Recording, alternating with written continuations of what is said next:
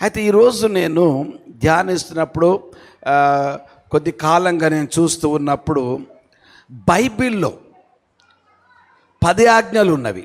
10 ఆజ్ఞలలో 4వ ఆజ్ఞ ఏముంది? ఎఫెసీ, దయచేసి చూడండి, 6వ అధ్యాయము మొదటి 3 వచనాలు. ఎఫెసీ 6వ అధ్యాయం మొదటి 3 వచనాలు చూడండి.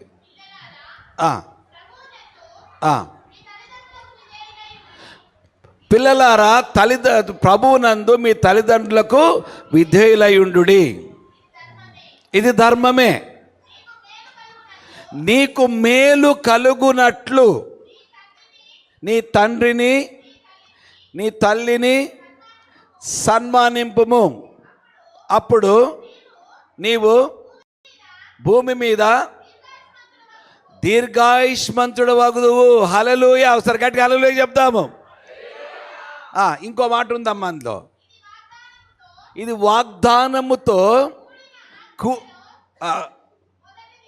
వాగ్దానముతో కూడిన ఆజ్ఞలలో మొదటిది.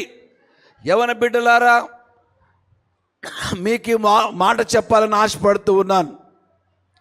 మన జీవితంలో చాలా యవనస్తులు మేము సక్సెస్ఫుల్గా ఉండాలి, సమస్తం నాకు మేలు కలగాలి, నేను ఒక విజయవంతమైన వ్యక్తిగా ఈ లోకంలో నేను జీవించాలి అని మనం అనుకుంటాం.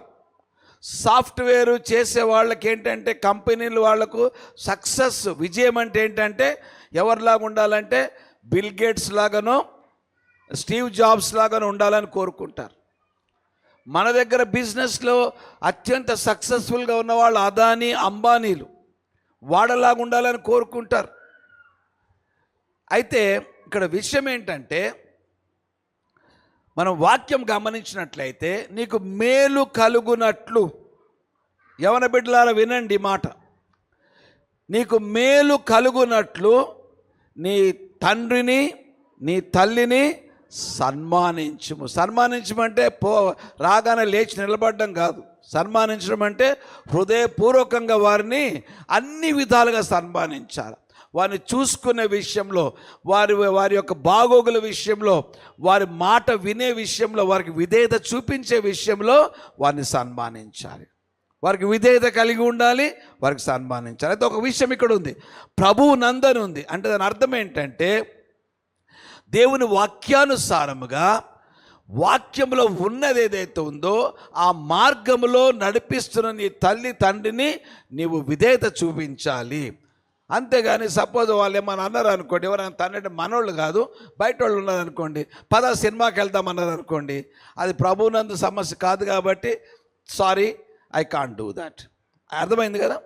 కానీ ప్రార్థన చేసుకుందాం రా, బైబిల్ వాక్యం చదువుదాం రా, సంఘానికి వెళ్దాము, దేవుని సేవలో ముందుకు వెళ్దాము, ఇతరులకు మేలు చేద్దానికి నువ్వు రా అంటే ఖచ్చితంగా విధేయత చూపించాలి.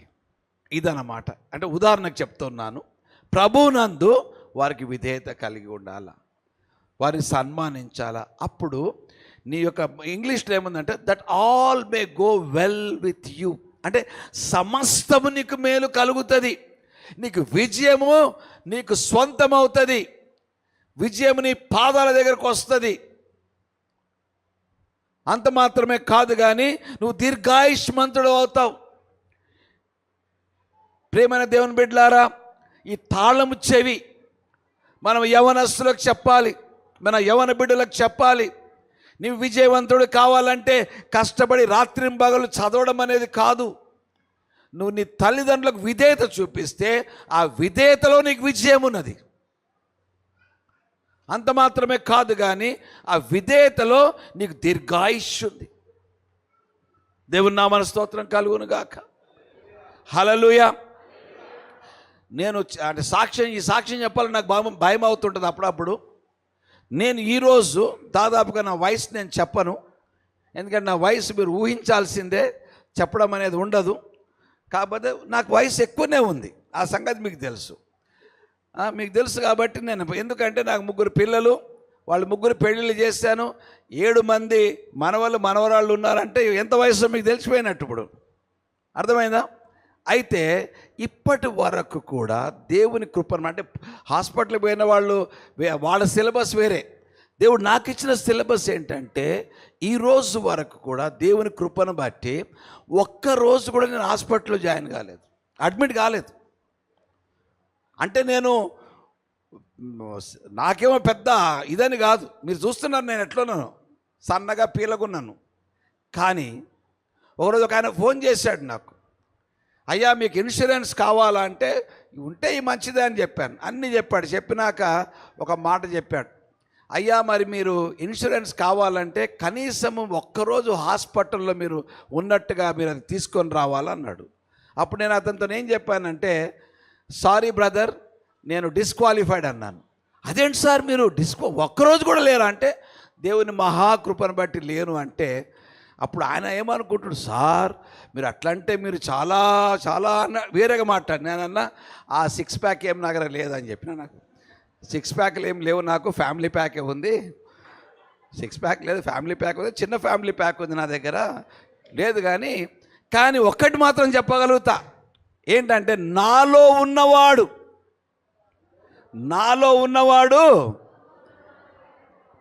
పాపమును గెలిచాడు, రోగమును గెలిచాడు, లోకాన్ని గెలిచాడు, మరణాన్ని గెలిచాడు. ఆయన నాలో ఉన్నాడు. నాలో ఉన్నవాడు నీలో ఉన్నాడు, మనలో ఉన్నాడు. కాబట్టి ఆ విశ్వాసముతో ఆ మాట మనం చెప్పుదాము. నాలో ఉన్నవాడి లోకంలో ఉన్నవాడి కంటే గొప్పవాడు. హల్లెలూయా. కాబట్టి ఆ మాట మనం తీసుకున్నట్లయితే మన విశ్వాస జీవితంలో విజయాన్ని పొందుకుంటాం. అట్లానే హాస్పిటల్కి పోవద్దని కాదు, వస్తే పోవాలి, పోవద్దని చెప్పడం లేదు. కానీ నీ విశ్వాసం అనేది దేవుని కొరకు జీవించే విధంగా ఉండాలి. ప్రజలు దేవుని నామాన్ని మహిమపరచాలి. ప్రియమైన దేవుని బిడ్డలారా, లాంగ్ లైఫ్.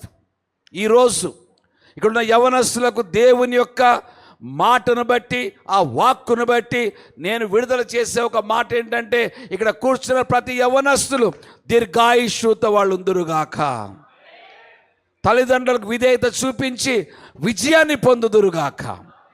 హల్లెలూయా. అయితే ఇంకో మాట చెప్పాలని ఆశపడుతున్నాను. తండ్రులారా, మీ 4వ వచనంలో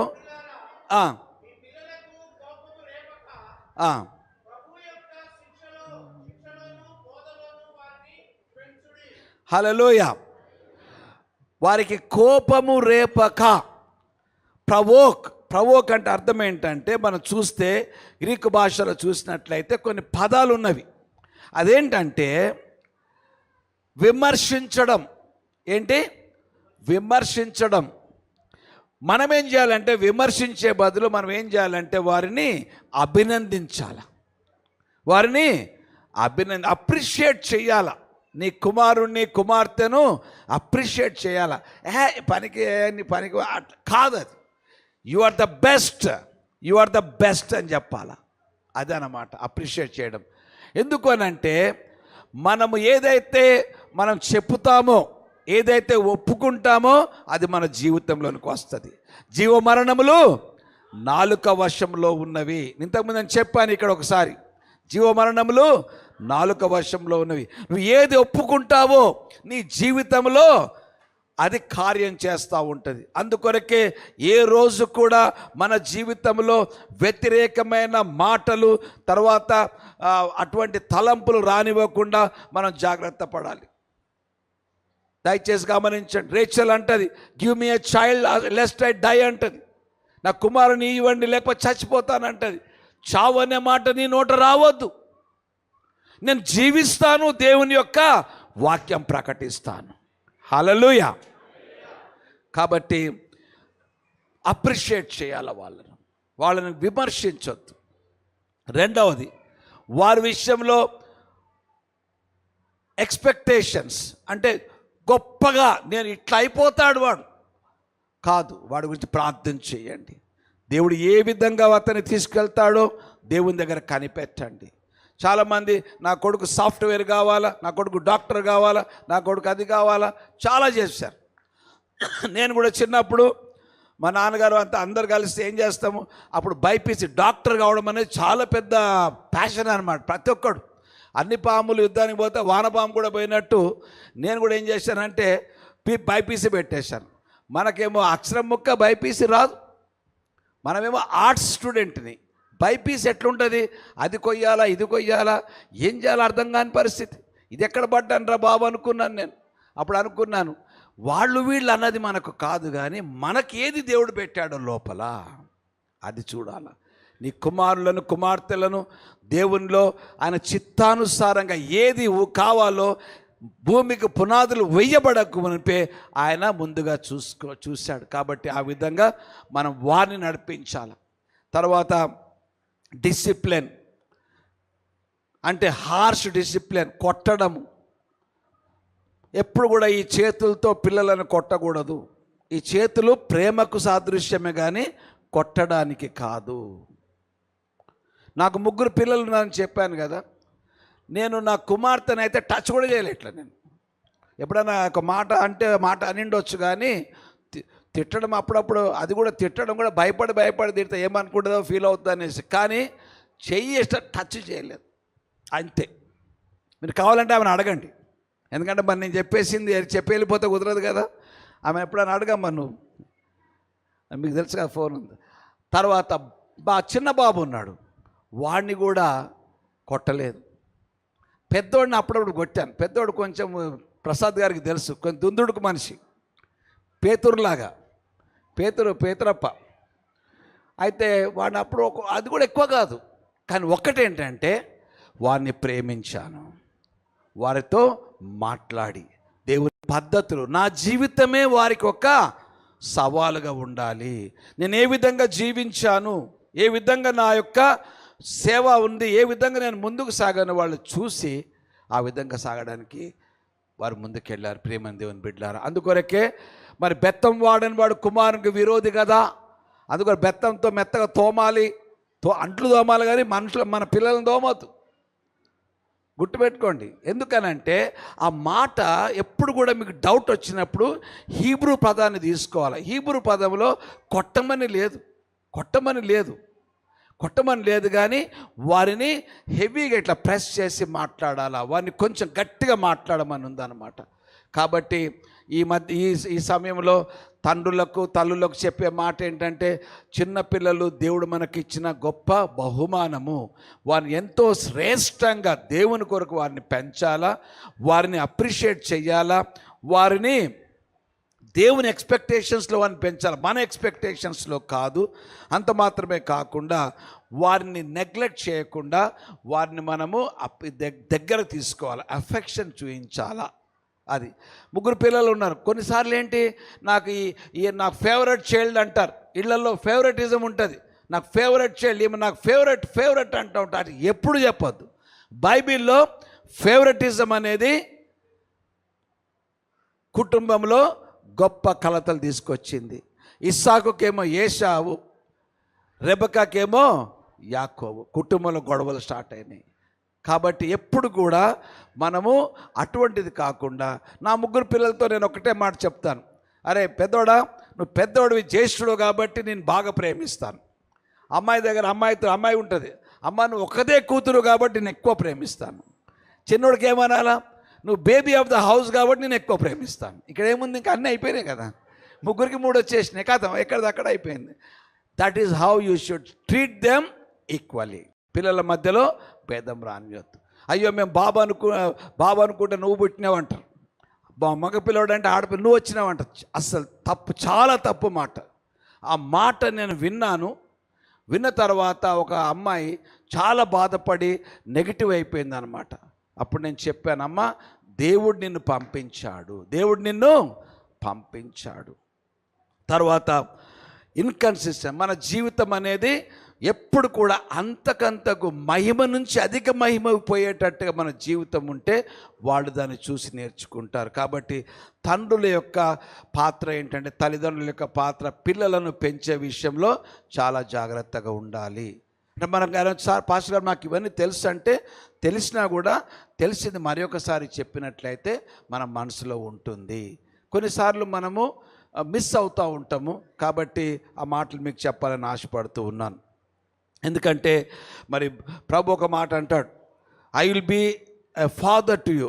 2 కొరింథీయులు 6:18 మనం చూసినట్లయితే I will be a father to you and you shall be my sons and daughters అంటాడు, సేస్ ద లార్డ్ ఆల్మైటీ. దయచేసి 2 కొరింథీయులు 6:18, నేను మిమ్మలను చేర్చుకొందును, మీకు తండ్రినై యుందును. హల్లెలూయా.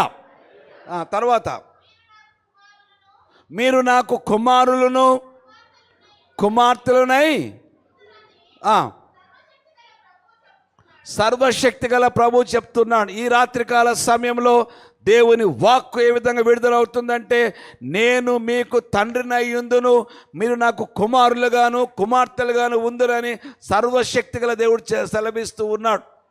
హల్లెలూయా. ఇక్కడ ఏంటంటే ఒక సంబంధము దేవుడు ఇక్కడ మనకు చూపిస్తూ ఉన్నాడు.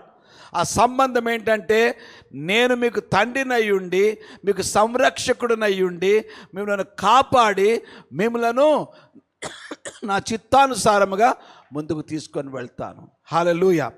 కాబట్టి రాత్రికాల సమయంలో ప్రియమైన దేవుని బిడ్డలారా, ఒక విషయం గమనించాలి. ఏంటంటే, ఇదే మాటను ప్రభువైన యేసుక్రీస్తు వారు ఈ లోకానికి వచ్చినప్పుడు ఆయన ఒకే ఒక్క విషయం ఏంటంటే, ఆయన మాట్లాడిన ప్రతి విషయంలో కూడా తండ్రిని ప్రత్యక్షపరచబడ్డమే ఆయన యొక్క ముఖ్యమైన ఉద్దేశం. వేరే ఉద్దేశాలు ఉన్నాయి, కావని చెప్పడం లేదు, కానీ he has revealed his father to this world. అంతవరకు ఇశ్రాయేలులు ఎప్పుడు కూడా దేవుణ్ణి తండ్రిగా పిలవ సాహసించలేదు. యాహ్వే అని పిలవడానికి వాళ్ళు చాలా భయపడేవారు, వణికేవారు. ఎందుకంటే అనవసరంగా ఆయన నామాన్ని వ్యర్థంగా ఉచ్చరించవద్దని వాక్యంలో ఉన్నది. అయితే ఆయన తండ్రి తత్వాన్ని, తండ్రి హృదయాన్ని వీరు గ్రహించలేకపోయారు. యేసు ప్రభు వారు దాదాపుగా 150 సార్లు గాస్పల్స్లో సువార్తలలో చూస్తూ ఉంటాం తండ్రి గురించి మాట్లాడాడు. ఏ విషయం గురించి ఎక్కువ మాట్లాడాడు అంటే తండ్రి గురించి మాట్లాడాడు. ఎందుకంటే ఈ లోకానికి తండ్రి ప్రేమను, తండ్రి తత్వాన్ని వెల్లడిపరచడమే ఆయన యొక్క ఉద్దేశం. ప్రేమ దేవుని బిడ్డలారా, 12వ సంవత్సరంలో లూకా 22:49 చూసినట్లయితే, చదవకండి చెప్తాను. అక్కడ 12 సంవత్సరాలప్పుడు ఆయన ఏం చేశాడంటే, ఆ దేవాలయంలో శాస్త్రులతో పరిసయ్యులతో ఏం చేస్తూ ఉన్నాడు, ఆయన మాట్లాడుతూ ఉన్నాడు. అతని జ్ఞానాన్ని చూసి వారు ఆశ్చర్యపడ్డారు. మీకు ఒక విషయం చెప్పాలని ఆశపడుతూ ఉన్నాను. అప్పటి కాలంలో యూదా సంస్కృతిలో, యూదా ఆచార వ్యవహారాలలో నువ్వు ఒక రబ్బాయి అంటే బోధకుడు కావాలంటే నీవు 12వ సంవత్సరం వచ్చే వరకు నీవు ఈ యొక్క పంచఖండాలు తెలుసుకొని ఉండాలి.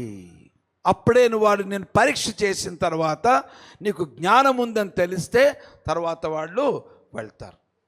రబ్బాయి కొరకు అతనికి అవకాశం ఇస్తారు. యేసుక్రీస్తు వారు 12వ సంవత్సరం వచ్చే లోపలనే ఆయన మరి 8వ సంవత్సరంలో స్టార్ట్ చేశాడో తెలియదు, ఎప్పుడు చేశాడో, కానీ 12వ సంవత్సరం వచ్చే వరకు పంచఖండాలను ఆయన మెమరైజ్ చేశాడు. ఎందుకంటే ఆ వాక్యము చదువుతున్నప్పుడు ఆయన ఎందుకొరకు పంపబడ్డాడో, ఆయన స్త్రీ సంతానముగా ఆయన చెప్పబడ్డాడు, ఆయన తెలుసుకొని నేను దేవుని చేత పంపబడిన వాడిని, నేను నా కార్యం జరిగించాను. మొట్టమొదటి మాట, నా తండ్రి వ్యాపారంలో నేను వెళ్ళాలి. మొట్టమొదటి మాట 12వ సంవత్సరంలో యూదా ఆచార ప్రకారము నువ్వు 12 సంవత్సరాలు నీకు వచ్చినట్లయితే నువ్వు చేసే ప్రతి పనికి నీవే బాధ్యుడు. ఆయన అంటున్నాడు, నేనే బాధ్యుడిని దీనికి, నా తండ్రి వ్యాపారంలో I'm in my father's business అని చెప్తున్నాడు. మరి తర్వాత చూడండి, చాలాసార్లు తండ్రి గురించి మాట్లాడుతున్నాడు. చెప్తాను నేను త్వరగా. చివరిగా ఆయన ప్రారంభము తండ్రితో ప్రారంభించాడు. తన చివరి మాట, తండ్రి నీ చేతులకు నా అప్పగించుకుంటున్నా ఆత్మను. ప్రారంభంలో 12 సంవత్సరాలు తండ్రి, చివరి మాట తండ్రి. అంటే నీ జీవితంలో తండ్రి యొక్క ప్రభావము, తండ్రితో నీ సంబంధము, నీ సహవాసం, ఆయనతో నువ్వు నడిచే విధానము చాలా ప్రాముఖ్యమైనది. ఆ విధంగా నడవడానికి నీకు సహాయం చేసేవారు ఎవరంటే పరిశుద్ధాత్మ దేవుడు. అందుకొరకే నేను అయ్యగారితో ఇంతకుముందు మాట్లాడినప్పుడు ఒక మాట చెప్పాను. నీవు విశ్వాసమైతే, నువ్వు మారు మనసు పొంది ప్రభుని యేసుక్రీస్తు వారిని స్వంత రక్షకుడిగా ప్రభువుగా నువ్వు అంగీకరించినట్లయితే, నీ పాపముల నిమిత్తము నువ్వు పశ్చాత్తాపపడి మారు మనసు పొంది నేను యేసుక్రీస్తు వారిని నమ్ముతున్నానని నువ్వు ఒకళ్ళు ఒప్పుకున్నట్లయితే, స్వచ్ఛందంగా, ఎవరు ఫోర్స్ కాదు, నీవు అనుకున్నట్లయితే, అప్పుడు నువ్వేం చేస్తావంటే ఆయన ఇచ్చిన ఆజ్ఞ ప్రకారంగా విజిబుల్ ఒబీడియన్స్ బాప్తిసం తీసుకుంటావు. తండ్రి యొక్కయు కుమారుని యొక్కయు పరిశుద్ధాత్మ నామములో బాప్తిసం తీసుకుంటాం. అది రెండవ ప్రక్రియ. మూడవది ఏంటి? బాప్తిసం తీసుకుని నువ్వు చేయవలసిందేంటి? పరిశుద్ధాత్మ కొరకు కనిపెట్టాలా, పరిశుద్ధాత్మను పొందుకోవాలా. ఒకవేళ పరిశుద్ధాత్మను పొందుకోవడం అనేది ఎంత అవసరం అంటే, నీ ప్రాణానికి, నీ యొక్క ఆత్మకు, నీ యొక్క మనుగడకే, నీ ఆత్మీయ జీవితానికి పరిశుద్ధాత్మను పొందుకోవడం నీకు అత్యంత ఆవశ్యకము. ఏ విధంగా చేప నీళ్లు లేకుండా బ్రతకలేదో, పరిశుద్ధాత్మ పొందుకోకుండా నీవు ఆత్మీయ జీవితాన్ని కొనసాగించలేవు. వాక్యం నీకు తెలిసి ఉండవచ్చు. ఒక ఆయన అన్నాడు, if you go through the Bible you get knowledge. నువ్వు బైబిల్ గుండా వెళితే నీకు సమాచారం దొరుకుతుంది, నీకు నాలెడ్జ్ వస్తుంది, నువ్వు గొప్ప ప్రసంగికుడు కావచ్చు. కానీ బైబిల్ నీ గుండా వెళితే నీకు జీవం వస్తుంది. హల్లెలూయా. బైబిల్ నీ గుండా వెళ్ళాలి. నీవు బైబిల్ తెలుసుకొని బోధించడానికి కాదు, దేవుని వాక్యం నిన్ను కట్టి సరిచేసి బలపరిచి ఆయన చిత్తాన్ని నెరవేర్చేవాడిగా నేను ముందుకు తీసుకొని వెళ్ళాలి. హల్లెలూయా. అందుకొరకే ప్రభు వాక్యం వచ్చినప్పుడు నేనేదో సమాచారం మీకు చెప్పడం లేదు, కానీ దేవుని వాక్కును విడుదల చేస్తూ ఉన్నాను. హల్లెలూయా. ఈ రాత్రికాల సమయంలో పరిశుద్ధాత్మను పొందుకొని చాలాసార్లు, సార్ మేము ఎప్పుడో పొందాం సార్, చిన్నప్పుడు సార్ అంటాం. నేను చెప్పాను, నేను ఎట్లా పరిశుద్ధాత్మ పొందుకున్నాను చెప్పాను. కాబట్టి నేను చిన్నగా ఉన్నప్పుడు, ఎందుకంటే పరిశుద్ధాత్మను పొందే విషయంలో మా పాస్టర్ గారు పాప మంచి దైవజనుడు, ఆయన ఎప్పుడు కూడా కనిపెట్టు కూటం పెట్టేవాడు ప్రతి శనివారం. ఎందుకంటే చాలా ఇంపార్టెంట్ అది. కనిపెట్టు కూటం పెడితే సాయంత్రము ఇంకా కనిపెట్టు కూటం అంటే కనిపెట్టడమే. సాయంత్రం పోవాలా, మెల్లగా స్టార్ట్ చేయాలా. ఆ పాట ఒకటి ఉంటుంది, ఆ పాట పెటెంట్ పాట అనమాట. ఆ పాట ఏంటంటే, పరిశుద్ధ అగ్నిని పంపుదేవా, నన్ను నీ అగ్నితో నింపుదేవా. అది స్లోగా స్టార్ట్ అవుతుంది, ఫస్ట్ గేర్లో స్టార్ట్ అవుతుంది. కొంత అయినాక సెకండ్ గేర్కి వస్తాము, థర్డ్ గేర్కి వస్తాము, తర్వాత లాస్ట్ ఫోర్త్ గేర్. ఆ ఫోర్త్ గేర్ ఏంటి తెలుసా? చెప్తాను మీకు. ఏంటంటే, పరిశుద్ధ ఆత్మను పంపుదేవా, నన్ను నీ ఆత్మతో నింపుదేవా. First gear. సెకండ్ గేర్, పరిశుద్ధ ఆత్మను పంపుదేవా, నన్ను నీ ఆత్మతో నింపుదేవా. ఇది సెకండ్ గేర్. థర్డ్ గేర్, పరిశుద్ధ ఆత్మను పంపుదేవా, నన్ను నీ ఆత్మతో నింపుదేవా. ఇది థర్డ్ గేర్. ఇక ఫోర్త్ గేర్ చూసావా, అది ఆ గేర్లో మనం ఉండలేమన్నమాట. అదేంటంటే, పరిశుద్ధ ఆత్మను పంపుదేవా, నన్ను నీ ఆత్మ నింపుదేవా. ఇది తబలా అన్నమాట. నాకేమో ఈ గొడవ ఇష్టం ఉండదు, నాకు ఈ గొడవ ఇష్టం లేదు. నేను ఎప్పుడు కూడా ఏమన్నదంటే, ప్రభువా నువ్వు అల్లరికి కర్తవు కాదు కదా, నా చుట్టూన్న వాళ్ళు అల్లరి చేస్తే నేను నెమ్మదిగా పొందుకోవాలని నా ప్రార్థన. అయితే మా దగ్గర ఎట్లా అంటే, పరిశుద్ధాత్మను అప్పుడు చిన్నప్పుడు, నేను చెప్పేది 50 సంవత్సరాల మాట చెప్తున్నాను, అప్పుడు వాళ్ళు ఇటుకొట్టి అటుకొట్టి వాడి చెంపలు ఇటు చెంపలు ఆడి ఈపులు బదలు కొట్టేస్తారు అనమాట. అంటే పాత పగలన్నీ వెళ్ళిపోతాయి. వాడిని ఇటుకొట్టి అటుకొట్టి కింద పడి దొర్లి విర్లి అంతా అయిపోతుంది. నేను అనుకున్న, ప్రభా నేనైతే అట్లా చెయ్యను, నా వెనక ఎవడు నన్ను కొట్టకుండా ఒక పోల్ ఉన్నదనమాట, పోల్ ముందు కూర్చుని ఇట్లా, అంటే వాడు కొట్టాలంటే మళ్ళీ తిరిగి కొట్టాలి నన్ను. అంత సాహసం చేయడు కదా, తిరిగి కొట్టేది ఎట్లా, వెనకనే కొడతాడు ఇట్లా. అయితే పాస్టర్ గారి అల్లుడు, అల్లుడు కాదు, బామ్మర్ది, పాపం కూర్చున్నాడు అక్కడ. వాడికంటే ఒక కాలు ఇటు ఒక కాలు అటు, 50-50. సంఘంలో ఒక కాలు, దేవునిలో ఒక కాలు, లోకంలో ఒక కాలు. అంటే ఎట్లా సరే అటు ఇటు అన్నట్టున్నాడు అనమాట. అయితే ఆయన ఏం చేశాడు, ముందు కూర్చున్నాడు. ఇక ఆ టైంలో ఎట్లుంటుంది మనకు, ప్రభా క్షమించు క్షమించు క్షమించు క్షమించు ఇదే ఉంటుంది. ఎందుకంటే దేవుని దగ్గరికి వస్తే క్షమించు క్షమించు పోయినాక నువ్వు అదేమైనా చేస్తుంటాడు. అయితే ఆ తర్వాత ఏంటంటే వెనక ఒక్కడికి కొంచెం ఏదో టచ్ అయింది. వాడు ఇంకా చూడండి, వాడు ఏం చేశాడంటే వాడు పరిశుద్ధాత్మ తాకిడి తగలగానే వాడు కొంచెం కదలిక ఎక్కువైపోయి వాడు అసలే బలంగా ఉన్నాడు. ఈపిట్ట తీసి పాస్టర్ గారి బావమరిది ఈపుని ఒక్క సరస్సు తెరిచిండు, అని పట్టిండు, అయిపోయింది, వేసేసాడు. వెయ్యగానే వీడేమనుకున్నాడు తెలుసా, అంటే మా బావమరిది ఏమనుకున్నాడంటే పరిశుద్ధాత్మను కొట్టాడేమని ఆయన అనుకున్నాడు. అనుకొని ఆయన హల్లెలూయా హల్లెలూయా హల్లెలూయా అంటాడు. దెబ్బ తగలగానే పరిశుద్ధాత్మ ఒరే నువ్వు తప్పు చేస్తున్నావు కదా అని కొట్టాడని అనుకున్నాడు. మనకు తెలియదు కదా ఏమనుకున్నాడు. అనుకుని హల్లెలూయా హల్లెలూయా హల్లెలూయా అంటాడు. నేను చూస్తున్నా ఇదంతా. నేను అప్పుడు అనుకున్నా, ప్రభువా నువ్వు ఎంత గొప్ప దేవుడవు, కాపాడువాడవు నువ్వే, కనికరించేవాడవు నువ్వే, నన్ను వీడు కొట్టకుండా ఆపిన వాడవు నువ్వే, ఇట్లా ఉన్నావు కాబట్టి. తర్వాత కొంతసేపు అయిపోయింది. తర్వాత నేను ప్రార్థన చేస్తూ ఉన్నాను, ప్రభు నీ పరిశుద్ధాత్మ నీవు ప్రభు అంటే ఆల్ ఆఫ్ ఎ సడన్ నా నాలుక వంకర పోవడం స్టార్ట్ అయింది. నా అధీనంలో నా నాలుక లేదు. భాషలు మాట్లాడడం ప్రారంభించాను, నెమ్మదిగా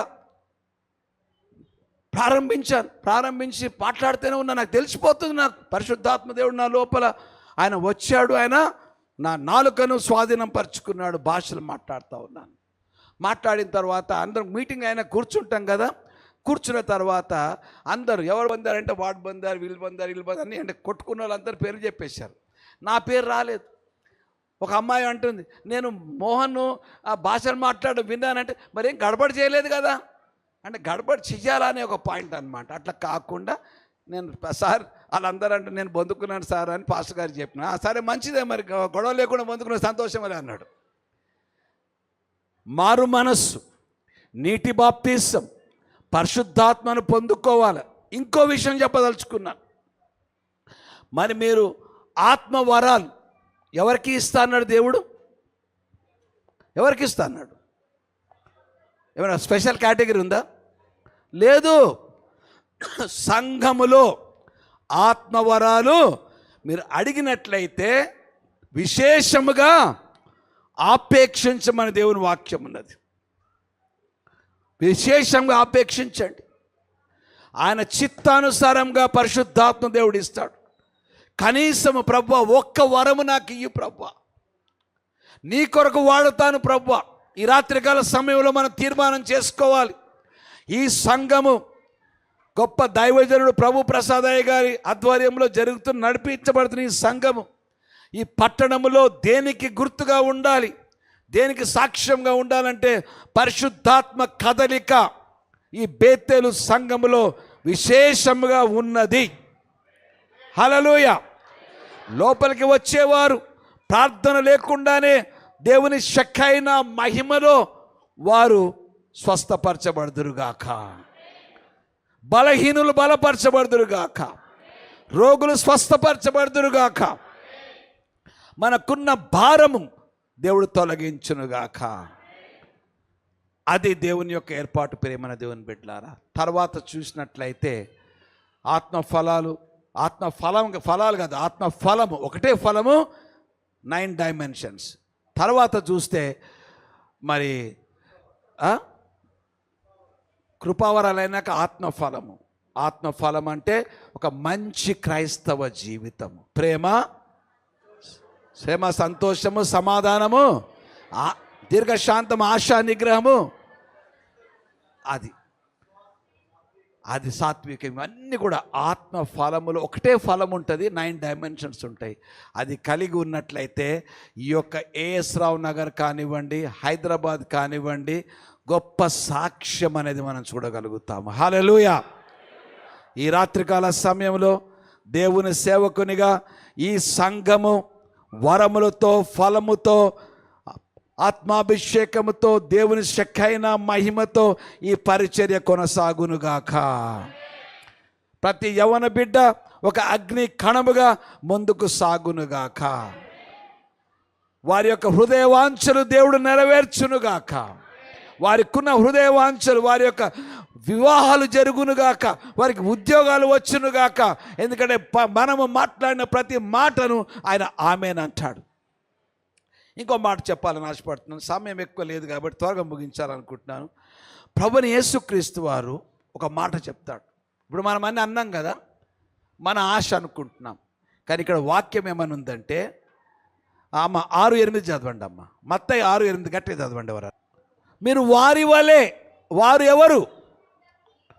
ఎవరు? పరిసయ్యులు దీర్ఘ ప్రార్థనలు మరలా చేస్తూ వారి మనములు వినబడినవని వారు తలంచుకునే వారి వలె కాక. చెప్పండి. మీరు మీ తండ్రిని అడుగక మునుపే మీకు అక్కరగా ఉన్నవేవో ఆయనకు. హల్లెలూయా.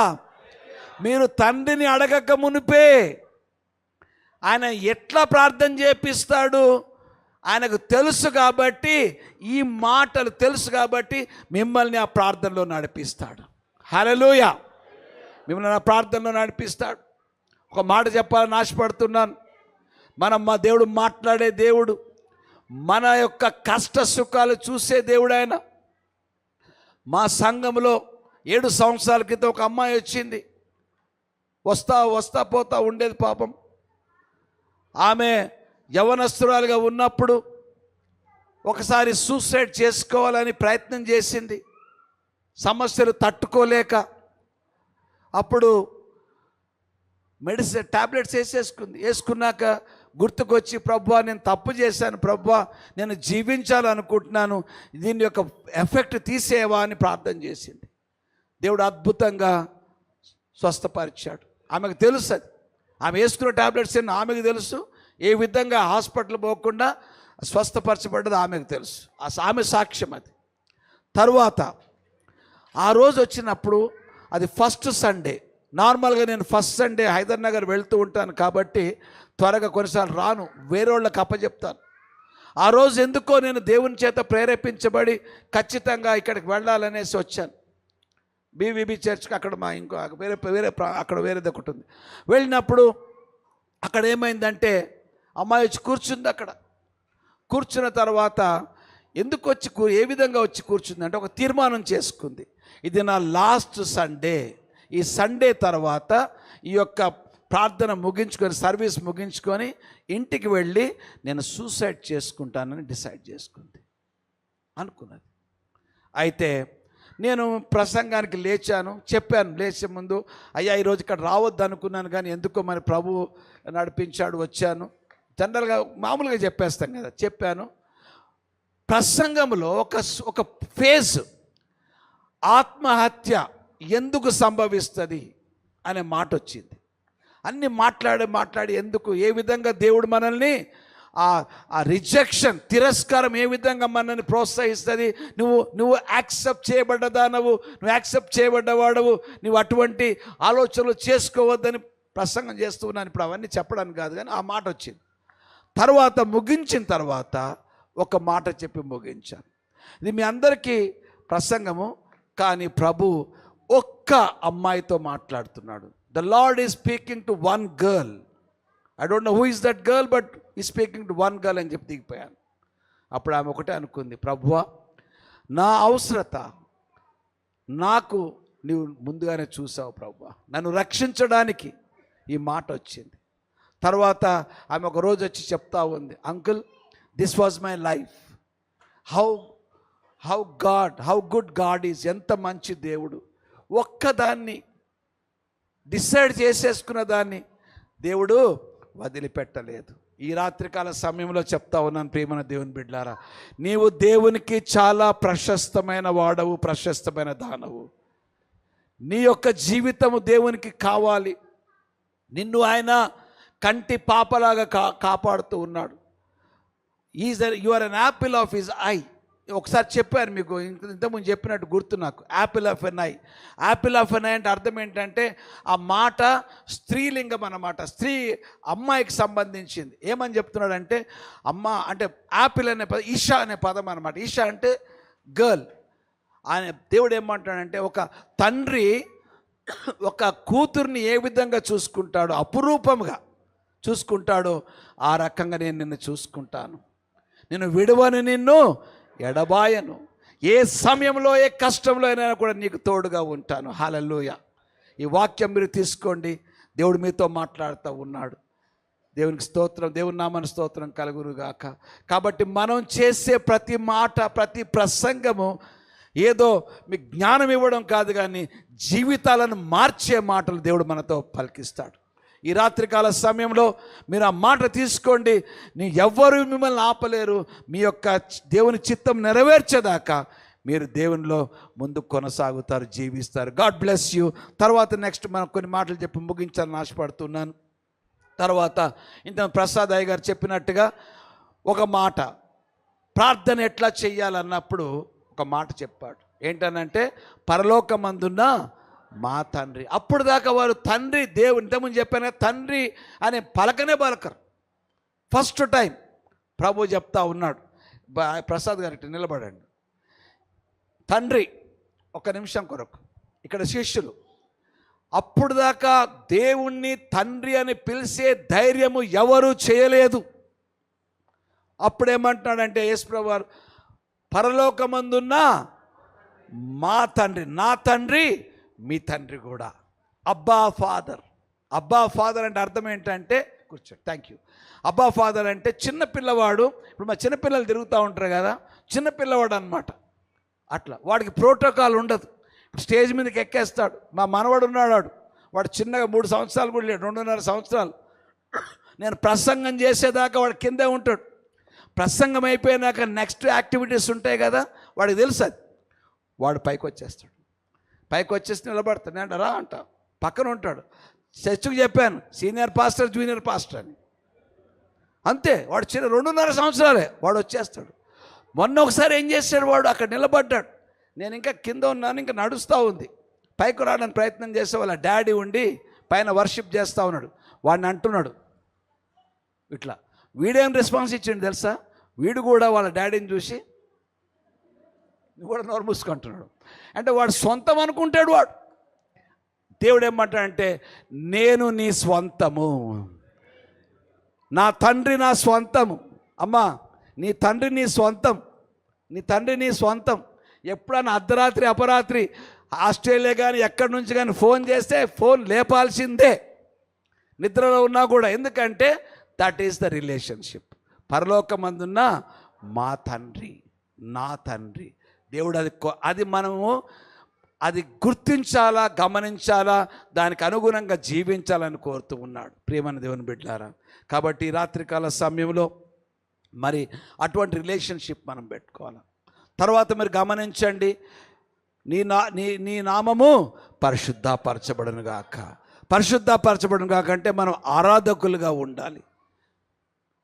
పరలోకములో ప్రతి పగలు రాత్రి దేవదూతలు ఆగకుండా ఆయనను ఆరాధిస్తారు. మనం ఆరాధకులుగా ఉండాలి. ఆరాధన అంటే పాటలు మాత్రమే కాదు, మన జీవితంతో దేవుని ఆరాధించాలి. నువ్వు ఎక్కడ పని చేస్తున్నావో నిన్ను బట్టి వారు దేవుని గణపరచాలి. హల్లెలూయా. నేను కూడా ఆఫీసర్గా పనిచేశాను. ఒకటే మాట, ఎక్కడ పోయినా కూడా ₹1 లంచం తీసుకోలేదు. పేద ప్రజలు అప్పుడు నిలబడ్డాను. మంత్రులు ఫోన్ చేసేవారు, ఎంపీలు ఫోన్ చేసేవారు, ఎమ్మెల్యేలు ఫోన్ చేసేవారు. నేను ఒకటే చెప్పేవాడిని, ఎవ్వరు చేసిన న్యాయం ఎక్కడుంటే అక్కడ నిలబడాలి. హల్లెలూయా. నా రిటైర్మెంట్ అప్పుడు వాళ్ళు ఒక మాట అన్నారు, మరి ఇటువంటి న్యాయబద్ధంగా లంచం తీసుకోకుండా నీతిగా బతికిన ఆఫీసర్ను ఫస్ట్ టైం ఇంతకుముందు చూడలేదు, ఇక చూడకపోవచ్చు. సమస్త మహిమ ఘనత ప్రభావాలు ఆయనకు చెందునుగాక. మనలో ఉన్నవాడు ఒక ఆయన వచ్చి అన్నాడు, సార్ మీరు ఎంత గాంధీ గారిని చూసాం సార్, నన్ను ఎక్కేయడానికి ములక చెట్టు ఎక్కించడానికి ప్రయత్నం చేస్తున్నాడు సార్. అప్పుడెప్పుడు గాంధీ గారి గురించి విన్నాం సార్, ఇంత నియమ నిబద్ధతతో ఉండడం మీకు ఎట్లా సాధ్యమైంది సార్ అన్నాడు. నేను చెప్పిన, విషయం చెప్పమంటావా అన్న, చెప్పండి సార్ అన్నాడు. బాబు, నేను పాత లోకంలో ఉంటే నువ్వు నన్ను తట్టుకోలేవు. ఇప్పుడు యేసుప్రభు ఉన్న లోపల ఉన్నాడు ఒకసారు, ఆయన చాలా నీతిమంతుడు, న్యాయవంతుడు, పరిశుద్ధుడు. ఆయన వల్ల మేము ఇట్లున్నాం. ఆయన పక్కగా ఆయన లేడనుకో నువ్వు ఇక్కడ తట్టుకోలేవునానని చెప్పాను. అంటే మన గొప్పతనం కాదు. ఈ రైచియస్నెస్ ఎవరిచ్చారు? ఆయన ఇచ్చాడు. ఈ పరిశుద్ధత ఎవరిచ్చారు? ఆయన ఇచ్చాడు. మనం కాపాడుకోవాలంతే. తర్వాత ఇంకో మాట ఏంటంటే, నీ యొక్క చిత్తము పరలోకంలో నెరవేర్చబడినట్లు భూమి మీద నెరవేర్చబడిన. పరలోకంలో దేవుడు గాబ్రియల్ని పిలిచాడు అనుకోండి, గాబ్రియల్ రమ్మంటే ఇమీడియట్గా వస్తాడు అంతే. కిందకి వెళ్ళంటే వెళ్తాడు అంతే. ఆయన చిత్తము పరలోకంలో నెరవేర్చబడుతుంది. మనం ఇక్కడ వస్తే మన పేతురికి అది వచ్చింది కదా, కొన్నేళ్ళేసి ముందు అది వచ్చింది కదా, ఏది మన దుప్పటి వచ్చింది. ఏమన్నాడు? వద్దు ప్రభు అంటున్నాడు, నో లాడ్ అంటున్నాడు. అన్నీ బాగానే ఉన్నాయి కానీ నో లాడ్. లాడ్ అంటున్నాడు, ప్రభు అంటున్నాడు కానీ వద్దు అంటున్నాడు. క్రైస్తవులు చాలామంది ప్రభు అని పిలుస్తారు కానీ వారి స్వంత విషయాలు వారిని పాటిస్తారు. కాబట్టి మనము ప్రభువా నీ చిత్తము జరుగునుగాక, నా జీవితంలో నీ చిత్తము జరుగునుగాక. గెత్సెమనే తోటలో ఆ రాత్రికాల సమయంలో ప్రభుని యేసుక్రీస్తు వారు దుఃఖపడుటకు చింతాక్రాంతుడు అవుటకు మొదలెట్టనని వాక్యం ఉన్నది. 3 సార్లు ప్రార్థన చేశాడు. 3 సార్లు ఎందుకు ప్రార్థన చేశాడు తెలుసా మీకు? చెప్పాను ఒకసారి ఎప్పుడన్నా? చెప్పలేదు, చెప్తాను. అది ఒలీవ తోట. గెత్సెమనే తోట అంటే ఒలీవ తోట. ఒలీవ పండు, ఆ యొక్క పండు ఫలము, అది మొదటిసారి క్రష్ చేస్తే అది దేనికి వస్తుందంటే దీపం వెలిగించడానికి నూనెగా పనిచేస్తుంది, అనాయింటింగ్కి పనిచేస్తుంది, అభిషేకానికి పనిచేస్తుంది. రెండోసారి ఏం చేస్తారు? అదే పండు, అదే ఫలాన్ని, మన వేరే ఫలంగా దాన్ని ఇంకా గట్టిగా అంటారు. అది దేనికి పనిచేస్తుందంటే మన యొక్క గాయాలను తొలగించడానికి పనిచేస్తుంది. మూడవది ఇంకా గట్టిగా ప్రెస్ చేస్తే మనల్ని కడగడానికి పనిచేస్తుంది. హల్లెలూయా. ఒలీవ తోటలో 3 సార్లు నలగొట్టబడ్డాడు. 3 సార్లు ప్రార్థన చేశాడు, తండ్రి సాధ్యమైతే ఈ గిన్నె తొలగించు. అప్పుడు తండ్రి అన్నాడు, మొదటిసారి ప్రెస్సింగ్, అభిషేకము, వెలుగు, మీరు లోకానికి వెలుగుగా ఉన్నారు. రెండవసారి ఆయన పొందిన గాయముల చేత మీకు స్వస్థత. మూడవసారి ఆయన కార్చిన రక్తం మీకు పాపక్షమాపణ, విడుదల. హల్లెలూయా. గమనించండి ప్రేమన దేవుని బిడ్డలారా, ఈరోజు మనం చూసినట్లయితే ఆయన ఎక్కడ కూడా, ఎందుకు ఆయన ప్రార్థన చేసినప్పుడు తండ్రి మౌనంగా ఉన్నాడు? జవాబు రాలేదు. మౌనంగా మాట్లాడాడు. నా కుమారుడా, నేనే మార్గము సత్యము జీవమునే నువ్వు చెప్పావు. నా ద్వారా తప్ప తండ్రి యొద్దకు ఎవరు వెళ్ళరు. నువ్వు ఈరోజు సిలువకు వెళ్ళకపోతే ఎవరు నా యొద్దకు రాలేరు. కాబట్టి నువ్వు సిలువకు వెళ్ళాల్సిందే. You should go to the cross so that people can come to me. Hallelujah. కాబట్టి ప్రేమన దేవుని బిడ్డలారా, మనం అనేకులకు మార్గం చూపించే వారంగా ఉండాలా. చివరిగా 2 మాటలు చెప్పి ముగిస్తాను, సమయం అయిపోతున్నది. కాబట్టి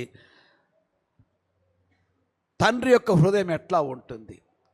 తప్పిపోయిన కుమారుడు మొట్టమొదటిగా ఏమంటాడంటే, లూకా సువార్త 15వ అధ్యాయం 11 నుంచి 22 దాకా కొద్దిగా చెప్పి ముగిచ్చేస్తాను. మీకు తెలుసు స్టోరీ అంతా. మొట్టమొదటగా ఏం చేస్తాడు? నా ఆస్తి నాకు కావాలంటాడు. నీ చాయిస్. దేవుడు ప్రతి ఒక్కరికి ఒక చాయిస్ ఇస్తాడు. నీ చాయిస్ ఏంటనంటే నీ చాయిస్. తర్వాత ఏమంటాడు?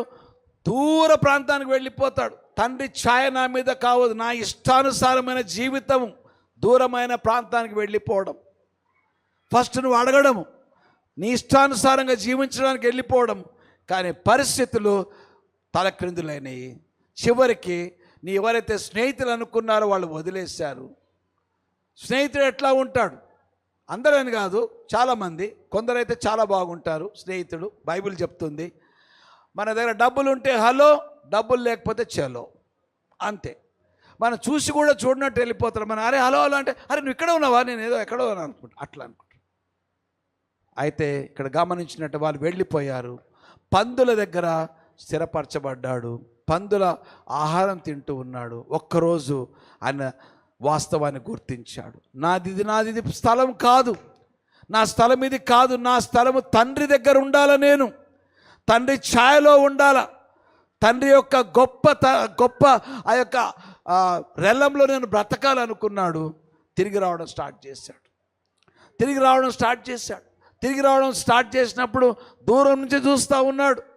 మెల్లగా వస్తున్నాడు. నా పరలోకానికి నా తండ్రికి వ్యతిరేకంగా పాపం చేశాను, నీ కుమారునిగా ఉండడానికి అర్హుడని కాను, ఎక్కడో దగ్గర ఉంచమని చెప్పడానికి అడిగాడు.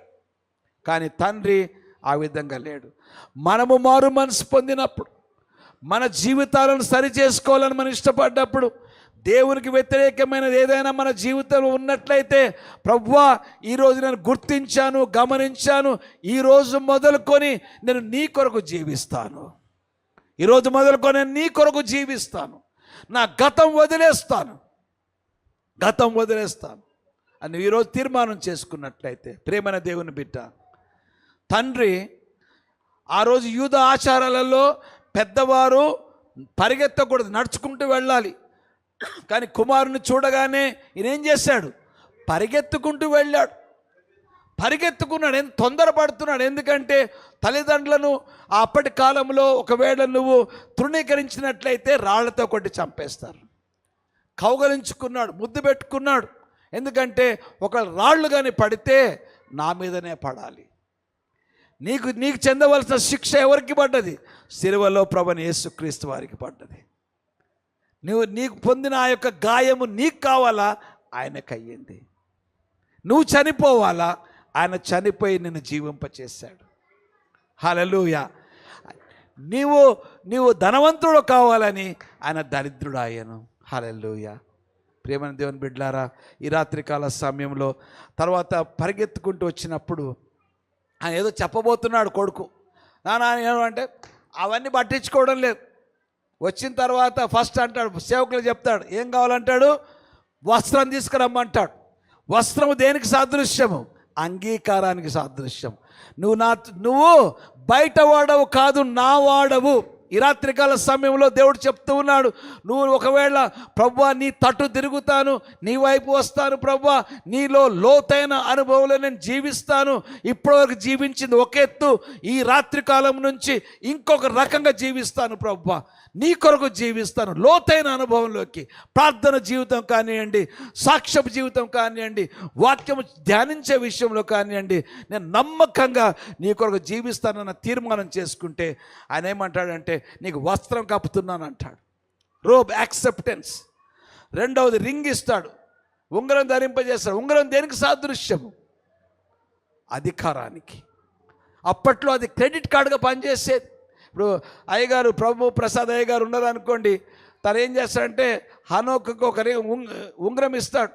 ఆ ఉంగరం తీసుకెళ్ళి ఆయన ఎక్కడ పోతాడంటే మాల్కి వెళ్తాడు. అప్పట్లో అప్పట్లో షాప్ అన్నీ కొనుక్కుంటాడు. కొనుక్కున్నాక అక్కడ వ్యాక్స్ ఉంటుంది. వ్యాక్స్ అంటే ఏమంటారు దాని తెలుగులో? మైనంలో ఇట్లా పెడతాడు, ఇట్లా పెట్టి వస్తాడు. అంతే ఇంకేం లేదు. అది రాసుకుంటాడు, మైనంలో పెడతాడు. అప్పుడు అది ఇంటికి వచ్చేస్తుంది అనమాట. ఎన్ని డబ్బులు అయినాయి? ₹1,00,000 అయ్యగారు చెల్లించాలి, అంతే. అది అథారిటీ అన్నమాట. హల్లెలూయా. తర్వాత చూస్తే శాండిల్స్, చెప్పులు ఇస్తాడు. చెప్పులు దేనికి గుర్తు అంటే, సేవకులైన వాళ్ళు అప్పట్లో చెప్పులు వేసుకునేవారు కాదు. నీవు నా కుమారుడివి, నీవు చెప్పులు వేసుకోవాల్సిందే. ఈ రాత్రికాల సమయంలో ప్రభు చెప్తూ ఉన్నాడు, నీవు నా కుమారుడివి, నువ్వు నా కుమార్తెవు, నేను నిన్ను ప్రగాఢంగా ప్రేమిస్తున్నాను, శాశ్వతమైన ప్రేమతో ప్రేమిస్తున్నాను, నా యొద్దకు రమ్మని ఆయన ఆహ్వానం పలుకుతున్నాడు. తర్వాత గొప్ప విందు చేస్తాడు, ఫెలోషిప్. నీతో సహవాసం చేయడానికి ఆయన ఇష్టపడుతున్నాడు. ఈరోజు ఆయన హెడ్ ఆఫీస్ పరలోకమైతే, క్యాంప్ ఆఫీస్ నువ్వు నేను. సహవాసం చేయడానికి ఆయన వస్తున్నాడు. ప్రియమైన దేవుని బిడ్డలారా, అందుకొరకు ఈ రాత్రికాల సమయంలో మనమందరం లేచి నిలబడ్డట్లయితే ఒక నిమిషం ప్రార్థన చేసుకొని ముగించుకుందాం. దయచేసి దేవుని వాక్యంలో సెలవిచ్చినట్టుగా ఈ సంఘ నాయకుడు, సంఘ కాపరి, గొప్ప దైవజనుడు ప్రభు ప్రసాద్ అయ్య గారిని బట్టి ఈ సంఘానికి ఒక ఆత్మీయ తండ్రిగా దేవుడు ఏర్పాటు చేశాడు. మీరు ఆయనను విధేయత చూపించి ఘనపరచాలి, మీకు ఆశీర్వాదం అని దేవుని వాక్యం సెలవిస్తుంది. రెండవదిగా చూసినట్లయితే మరి దేవుని యొక్క వాక్యంలో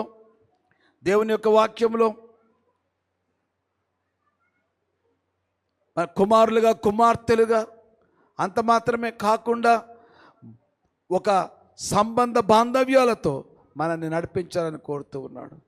కాబట్టి ఈ రాత్రికాల సమయంలో మనం ప్రభుని అడుగుదాం, ప్రభువా నా జీవితంలో నాయన నీ వాక్కు కార్యము చేయనుగాక నాయన, నీవు చూపించిన మార్గంలో నేను నడుస్తాను నాయన, నీ కొరకు జీవిస్తాను ప్రభువా, నా శేష జీవితం ప్రభువా నాయన తండ్రి నీ యొక్క చేతిలో అగ్ని కణముగా ముందుకు సాగుతాను ప్రభువా.